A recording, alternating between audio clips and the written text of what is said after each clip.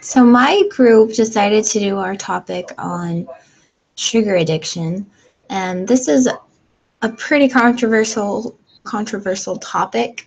Food addiction in general is quite controversial, but as we looked into it, we discovered that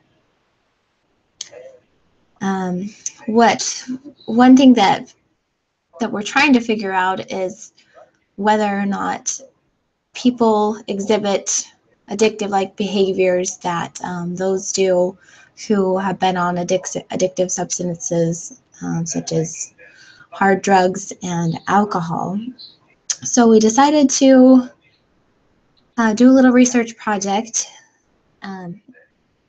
using a group of about 40 people, and we wanted to answer 3 different questions. And our questions were, do people asked to abstain from sugary foods for 3 days binge more than those in other diet groups? And we also wanted to discover if people asked to abstain from sugar would food cravings, and also if they would experience any withdrawal symptoms.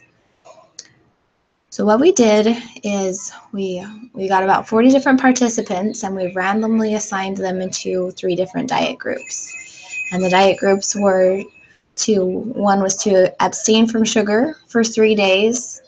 The other was to eat more sugar than they normally would for 3 days. And the last group was asked to eat their normal diet. And then for the next 3 days, they were asked to take a survey. And in the survey, we asked them very detailed questions on how much sugar they ate and what types of sugar they ate. And then we were able to get a really good idea of how many grams of sugar each different group was consuming. And we also asked them different questions regarding their craving, any physical or psychological symptoms they may have been experiencing, and if they binge ate or not. So after the 3-day experiment, we compiled all of our data, and then we ran a couple of, 3 different tests, statistical tests, to see whether or not there was a difference between the 3 diet groups. And we did not come up with any differences with our diet groups.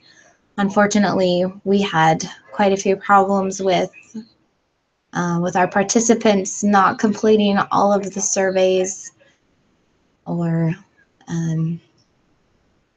people signing up and then not completing any of the surveys. So our data was not perfect, but the data that we did get didn't show that there was any significant differences between each diet group. Although it was interesting to see that the group who consumed the most sugar, or the group that was asked to consume more sugar, was the group that had more sugar cravings and wanted to eat more sugar. So that is that's sugar addiction, and thank you for watching.